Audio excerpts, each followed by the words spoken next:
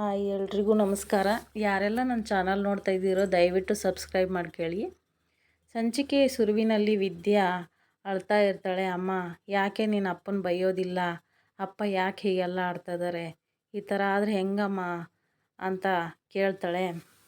ಅದಕ್ಕೆ ಅವಳು ಆಗೋದಕ್ಕೆಲ್ಲ ತಡಿಬೋದು, ಆಗದೇ ಇರೋದನ್ನ ಹೇಗೆ ತಡೆಯೋಕ್ಕಾಗುತ್ತೆ ಮಗಳೇ, ನನ್ನ ಥರ ನಿನಗೆ ಆಗಬಾರ್ದು ಅಂತ ಅಂತಾಳೆ. ಅದೇ ಟೈಮ್ಗೆ ಚಿಕ್ಕ ಮಗಳು ಬಂದುಬಿಟ್ಟು ಅಂತಾಳೆ, ದೇವರೇ ಬಂದು ದಾರಿ ತೋರಿಸಿರೋ ಅಪ್ಪ ಅಡ್ಡ ದಾರಿಯಲ್ಲಿ ತಗೊಂಡು ಹೋಗ್ತಾರಮ್ಮ ಅಂತ ಮಗಳು ಹೇಳಿದರೆ, ನೀನು ಹೋಗು ಸುಮ್ಮನೆ ಕ್ವಾಟ್ಲೆ ಮಾಡಬೇಡ, ಕಸ ತುಂಬ ಮರ ತೊಗೊಂಬ ಅಂತ ಮಗಳನ್ನ ಬೈದು ಕಳಿಸ್ತಾಳೆ ರತ್ನಮ್ಮ. ಆವಾಗ ಮಗಳಿಗೆ ಅಂತಾಳೆ, ನಂತರ ಜೀವನ ಆದರೆ ಹೆಂಗೆ ಮಗಳೇ ನಿಂದು ಅಂತ ಹೇಳಿದಾಗ ಅಮ್ಮನಿಗೆ ಹೇಳ್ತಾಳೆ ವಿದ್ಯಾ, ನಾನು ನಿನ್ನ ಥರ ಎಲ್ಲ ಆಗಲ್ಲಮ್ಮ, ಏನೇ ಕಷ್ಟ ಬಂದ್ರೂ ನಾನು ಓದ್ತೀನಿ, ಡಾಕ್ಟರ್ ಆಗೇ ಆಗ್ತೀನಿ ಅಂತ ಶಬ್ದ ತೊಡ್ತಾಳೆ. ಇತ್ಲಾಗೆ ಕಡೆಗೆ ಶಿವರಾಮ್ ಗೌಡ್ರು ಆಚೆ ಹೋಗ್ತಾ ಇರ್ತಾರೆ. ಅವ್ರ ತಂಗಿ ಹೇಳ್ತಾಳೆ, ಅಣ್ಣ ವಿನಂತಿ ಹಾಗೆ ಭದ್ರನ್ನ ಜಾತಕ ತಗೊಂಡೋಗಿ ಸ್ವಾಮೀಜಿಗಳ ಹತ್ರ ತೋರಿಸಿದೆ, ಅವ್ರು ಹೇಳಿದ್ದಾರೆ ಒಂದು ಸಣ್ಣದಾಗಿ ಪೂಜೆ ಮಾಡಿದರೆ ಅವರಿಬ್ಬರಿಗೆ ಜಾತಕ ಹೊಂದುತ್ತೆ ಅಂತ. ಅದಕ್ಕೆ ಶಿವರಾಮ್ ಗೌಡ್ರು ಹೇಳ್ತಾರೆ, ವಿಧಿಲೇ ಇಲ್ಲ, ಹಣೆ ಬರ್ದಲೇ ಇಲ್ಲ ಅಂದರೆ ಮಕ್ಕಳ ಜೀವನ ನಾವು ಯಾಕೆ ಹಾಳು ಮಾಡಬೇಕು, ಬೇಡ ಪರವಾಗಿಲ್ಲ ಬಿಟ್ಬಿಡು ಇದನ್ನು ಇಲ್ಲಿಗೆ ಅಂತ ಹೇಳಿ ಹೋಗ್ತಾನೆ. ಅದೇ ಟೈಗೆ ಅಮ್ಮ ಹೇಗಮ್ಮ ಈಗೆಲ್ಲ ಅಣ್ಣ ಈಗ ಅಂದರೆ ಹೆಂಗೆ ಅಂತಾಳೆ. ಆವಾಗ ಮಗಳು ಹೋಗಿ ಅಳ್ತಾ ಇರ್ತಾಳೆ, ಹೇಗಮ್ಮ ಮಾಮ ಹೀಗಂದ್ರಲ್ಲ, ಹೇಗೆ ಮಾಡೋದು ಇವಾಗ ಅಂತಾಳೆ. ಆವಾಗ ಅವ್ರ ತಾಯಿ ಹೇಳ್ತಾಳೆ, ಪರವಾಗಿಲ್ಲ ಏನೇ ಅನ್ನಲಿ, ಎಷ್ಟೇ ಜನ ಬಂದು ಹೆಣ್ಣು ನೋಡ್ಕೊಂಡು ಹೋಗಲಿ, ನಾನು ಮಾತ್ರ ಮದುವೆಗೆ ಒಪ್ಪಲ್ಲ, ಅಡ್ಡಿಯಾಗಿಬಿಡ್ತೀನಿ, ಏನೇ ಕಷ್ಟ ಬಂದರೂ ಅವ್ರ ಜೊತೆಗೆ ನಾನು ನಿನ್ನ ಮದುವೆ ಮಾಡೇ ಮಾಡ್ತೀನಿ ಅಂತ. ಆವಾಗ ಗೋವಿಂದ ಮಗನಿಗೆ ಹೊಡಿತಾ ಇರ್ತಾನೆ, ಒಂದು ಒಳ್ಳೆ ಮಾತು ಕಲ್ತಿಲ್ಲ, ಹಾಗೆ ನೀವೊಂದು ಏನೇ ಕೆಲಸ ಹೇಳಿದ್ರು ನೀನು ಮಾಡೋದಿಲ್ಲ, ಯಾಕೆ ಹೀಗಾದೆ ಅಂತ ಹೊಡಿತಾ ಇರ್ತಾರೆ. ಅದೇ ಟೈಮ್ಗೆ ಅವ್ರ ಅಮ್ಮ ಈಶ್ವರಿ ಬಂದು ಬಿಡಿಸ್ತಾಳೆ. ಯಾಕೆ ಮಗನಿಗೆ ಹೊಡಿತೀರ, ಏನು ತಪ್ಪು ಮಾಡಿದಾನೆ ಅವನು, ಎದೆ ಉದ್ದಕ್ಕೆ ಮಗ ಬೆಳೆದಿದ್ದಾನಂದ್ರೆ ಅವನಿಗೆ ಹೊಡಿತೀರಲ್ಲ ಅಂತ ಹೇಳ್ತಾನೆ. ಅದೇ ಟೈಮಿಗೆ ಭದ್ರ ಬಂದು ಬಿಡಿಸ್ತಾನೆ. ಹೋಗು ನೀರು ಕಟ್ಟು ಗದ್ದೆಗೆ ಅಂತ ಹೇಳಿ ಕಳಿಸ್ತಾನೆ. ಆವಾಗ ಯಾಕೆ ಚಿಕ್ಕಪ್ಪ ಅಂತ ಕೇಳಿದಾಗ, ನಿನ್ನ ಥರ ಮಗ ಇಲ್ವಲ್ಲೋ, ನಾನು ಚಿಕ್ಕವನಿದ್ದಾಗೆ ಅವನಿಗೆ ಒದ್ದು ಬುದ್ಧಿ ಹೇಳಬೇಕಾಗಿತ್ತು, ಆದರೆ ನಾನು ಅರ್ಥನೇ ಮಾಡ್ಕೊಳ್ಲಿಲ್ಲ, ಎದೆ ಉದ್ದಕ್ಕೆ ಬಂದಾನೆ ಮಗ, ನೋಡು ನಿನ್ನ ಥರ ಇರಬೇಕು ಮಗ, ನಿಮ್ಮಪ್ಪ MLA ಆಗಲಿ ಅಂತ ಎಷ್ಟೆಲ್ಲ ಕಷ್ಟ ಬೀಳ್ತಾ ಇದೆಯಾ ಅಂತ ಹೇಳ್ತಾನೆ. ಆವಾಗ ಶಿವರಾಮಗೌಡರು ಕೂತ್ಕೊಂಡು ಎಲೆ ಅಡಿಕೆ ಹಾಕ್ಕೋತಾ ಇರ್ತಾರೆ. ಕ್ವಾಟ್ಲೆ ಬರ್ತಾನೆ, ಏನೋ ಒಂದು ವಿಷಯ ತೊಗೊಂಬಂದಿರ್ತಾನೆ, ಎದುರ್ಕೊಂಡು ಮತ್ತೆ ವಾಪಸ್ ಹೋಗ್ತಾನೆ.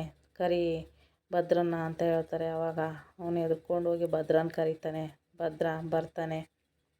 ಬಂದಾಗ, ನೀನು ಯಾಕೆ ಮದುವೆ ಆಗಲ್ಲ, ನೀನು ಯಾಕೆ ಊರಿಗೆ ಬರಲ್ಲ, ಏನು ನಿನ್ನ ಪ್ರಾಬ್ಲಮ್ಮು, ಹಿಂದ್ಲದ್ದೆಲ್ಲ ಘಟನೆ ನೆನೆಸ್ಕೊಂಡು ಕೂತಿರ್ತಾನೆ. ಆವಾಗ, ಇಲ್ಲ ನಾನು ಊರಿಗೆ ಬರಲೇಬೇಕು ತಾನೆ, ಪೂಜೆಗೆ ಬರಬೇಕಾ, ನಾ ಬರ್ತೀನಿ, ನೀವೆಲ್ಲ ಯೋಚನೆ ಮಾಡಬೇಡಿ, ನೀವು ಯೋಚನೆ ಮಾಡೋಕ್ಕೆ ಹೋಗಬೇಡಿ, ಏನೇ ಕಷ್ಟ ಬಂದರೂ ನಾನು ನೋಡ್ಕೋತೀನಿ ಅಂತ ಅವರಪ್ಪನಿಗೆ ಮಾತು ಕೊಡ್ತಾನೆ. ಆವಾಗ ಹಿಂದಿಂದೆಲ್ಲ ಯೋಚನೆ ಮಾಡ್ಕೊತ ಅವರಪ್ಪ ಹೇಳ್ತಾರೆ, ದಯವಿಟ್ಟು ನನ್ನ ಕ್ಷಮಿಸ್ಬಿಡು ಮಗ, ನೀನು ವಿದ್ಯೆ ಇಲ್ಲ ಏನೇ ಇಲ್ಲ ಅಂತ ನನ್ನ ಫ್ರೆಂಡ್ಸೇ ಹೀಯಾಳಿಸಿದ್ರು, ಕ್ಷಮಿಸ್ಬಿಡು ಅಂತ ಕೇಳ್ತಾನೆ. ಇಲ್ಲಿ ಚಿತ್ರ ಒಡವೆ ಬಿಸ್ತಾ ಇರ್ತಾಳೆ. ಅವ್ರ ತಾಯಿ ಈಶ್ವರಿ ಬಂದುಬಿಟ್ಟು, ಯಾಕೆ ಒಡವೆ ಬಿಸ್ತಾ ಇದೆಯಾ ಗುಡಿಗೆ ಹೋಗೋ ಟೈಮಿಗೆ ಅಂತ ಕೇಳಿದಾಗ, ಅಮ್ಮ ಕೊಳ್ಳಲ್ಲಿ ಮಾಂಗಲ್ಯ ಇಲ್ಲ, ಏನೂ ಇಲ್ಲ, ಜನ ನೋಡ್ಕೊಂಡವ್ರು ಏನಂತಾರೆ, ಗಂಡನ ಬಿಟ್ಟೋಳು ಕೊಳ್ಳಕ್ಕೆ ತಾಳಿ ಇಲ್ಲ, ಒಂದು ಒಡವೆ ಇಲ್ಲ ಅಂತಾರೆ, ಏನು ಮಾಡೋದು ಅಂತ ಹೇಳ್ತಾಳೆ. ಅದೇ ಟೈಮಿಗೆ ವೆಂಕಟೇಶ ಒಂದು ಕೆಲಸ ತೊಗೊಂಬರ್ತಾನೆ ರತ್ನಮ್ಮನಿಗೆ. ರತ್ನಮ್ಮ, ನಿನಗೊಂದು ಕೆಲಸ ಸಿಕ್ಕಿದೆ, ನೀನು ಕೆಲಸ ಮಾಡಬೇಕು, ಗೌಡ್ರಿಗೆ ಅಡುಗೆ ಮಾಡಿಕೊಡ್ಬೇಕು, ನೀನು ನಾಟಿ ಕೋಳಿ ಸಾರು ಮಾಡ್ತೀಯಲ್ಲ ಹಾಗೆ ಮಾಡಬೇಕು, ತಗೋ 5,000 ಅಡ್ವಾನ್ಸ್ ಅಂತ ಕೊಟ್ಬಿಟ್ಟು ಹೋಗ್ತಾನೆ. ಇಲ್ಲಿ ಮನೇಲಿ ಶಿವರಾಮೇಗೌಡರ ಹೆಂಡತಿ ಬಟ್ಟೆ ಎಲ್ಲ ಪ್ಯಾಕ್ ಮಾಡ್ತಿರ್ತಾಳೆ ಊರಿಗೆ ಹೋಗೋದಕ್ಕೆ. ಅದೇ ಟೈಮಿಗೆ ಈಶ್ವರಿ ಬರ್ತಾಳೆ. ಈಶ್ವರಿ, ಅಕ್ಕ ಹೊರಟಿದ್ದೀರಾ, ಎಲ್ಲ ತಯಾರಾಯ್ತಾ, ಹೋಗ್ಬಿಟ್ಟು ಬನ್ನಿ, ಎಲ್ಲ ಚೆನ್ನಾಗಾಗಲಿ ಅಂತಾಳೆ. ಆವಾಗ ಯಾಕೆ ನೀನು ಬರಲ್ವಾ ಅಂತ ಕೇಳಿದಾಗ, ಇಲ್ಲ ನಾನು ಬರೋದಿಲ್ಲ, ನನ್ನ ಮಗಳು ಚಿತ್ರ ಬರ್ತಾ ಇಲ್ಲ, ಒಡವೆ ಎಲ್ಲ ಬಿಟ್ಟು ಬಂದಿದ್ದಾಳೆ, ಅಲ್ಲೆಲ್ಲ ಜನ ನೋಡಿದವ್ರು ಏನನ್ನಲ್ಲ, ಒಡವೆ ಇಲ್ಲ ಏನಿಲ್ಲ, ಕೊಳ್ಳ ತಾಳಿಲ್ಲ, ಡಿವೋರ್ಸ್ ಆಗಿದೆ ಅಂತ ಈ ಥರ ಎಲ್ಲ ನನ್ನ ಮಗಳ ಬಗ್ಗೆ ತಪ್ಪಾಗಿ ಎಲ್ಲ ಮಾತಾಡ್ತಾರೆ, ಏನು ಮಾಡೋದಕ್ಕ ಅಂದಾಗ, ಇಲ್ಲ ಪರವಾಗಿಲ್ಲ, ನಂದೇ ಸರ ಕೊಡ್ತೀನಿ, ತಗೋ ನಿನ್ನ ಮಗಳಿಗೆ ಹಾಕು ಅಂತ ಅವಳ ಕೈಯಾರ ಹಾಕ್ತಾಳೆ. ಹಾಗೆ ನೈಸ್ ಮಾಡ್ತಾ ಅವಳ ಕೈಯಲ್ಲಿರೋ ಬಳೆ ಎಲ್ಲ ಇಸ್ಕೊಂಡು ಹಾಕ್ಕೋತಾಳೆ. ಈ ಕಡೆಗೆ ಊರಿಗೆ ಹೋಗೋಕ್ಕೆಲ್ಲ ಹೋಗ್ತಾರೆ. ಹೋಗ್ಬೇಕಾದ್ರೆ ಹುಟ್ಟಿದ ಊರಿಗೆ ಬಂದಿಕ್ಕೆ ಎಷ್ಟು ಖುಷಿಯಾಗೈತೆ, ನಮ್ಮ ಹುಟ್ಟಿದ ಊರಿಗೆ ಬಂದರೆ ಎಷ್ಟೋ ನೆಮ್ಮದಿ ಅಲ್ವಾ ನನಗೆ ಅಂತ ಶಿವರಾಮೇಗೌಡರು ಗೋವಿಂದನಿಗೆ ಹೇಳ್ತಾರೆ. ಗೋವಿಂದ ಹೇಳ್ತಾನೆ, ಹೌದು ಅಣ್ಣ, ತುಂಬ ನೆಮ್ಮದಿ ಸಿಗುತ್ತೆ ನಮ್ಮ ಊರಿಗೆ ಬಂದಾಗ, ಅದು ಮನೆ ದೇವ್ರ ಊರಿಗೆ ಬಂದಾಗ ಅಂತ ಹೇಳ್ತಾನೆ. ಆವಾಗ ಭದ್ರ ಹೇಳ್ತಾನೆ, ನೋಡ್ಲಾ ಕ್ವಾಟ್ಲೆ, ಭೂಮ್ತಾಯಿಗೆ ಹಚ್ಚ ಹಸಿರ ಸೀರೆ ಉಡ್ಸಿದಂಗೆ ಆಗೈತಿ, ನೋಡೋಕೆ ಎಷ್ಟು ಚಂದ ಅಲ್ಲ ಅಂತ ಭದ್ರ ಹೇಳ್ತಾನೆ. ಹೌದಣ್ಣ, ಚೆನ್ನಾಗಿ ಕಾಣಿಸ್ತೈತೆ, ನಮ್ಮೂರು ನೋಡೋಕೆ ನಮಗೆ ಚಂದ, ನೋಡು ನಮ್ಮೂರು ಹೊಲ ಗದ್ದೆ ಕೆರೆ ನೋಡೋಕೆ 2 ಕಣ್ಣು ಸಾಲದು ಅಂತ ಹೇಳ್ತಾನೆ. ಇತ್ಲಾಗೆ ವಿದ್ಯಾ ಭದ್ರನ ಕಣ್ಣಿಗೆ ಕಾಣಿಸ್ತಾಳೆ. ಭದ್ರ ವಿದ್ಯಾನ ನೋಡ್ತಾ ನೋಡ್ತಾ ಹಾಗೆ ಕಳೆದೋಗ್ಬಿಡ್ತಾನೆ. ವಿದ್ಯಾ ಬಿಡ್ರೋ, ಹೊಡಿಬೇಡ್ರಿ ಅಂತ ಕಿರ್ಚಾಡ್ತಿರ್ತಾಳೆ. ಅದಕ್ಕೆ ಅವರು ಏನು ಅಂತ ಕೇಳ್ತಾರೆ.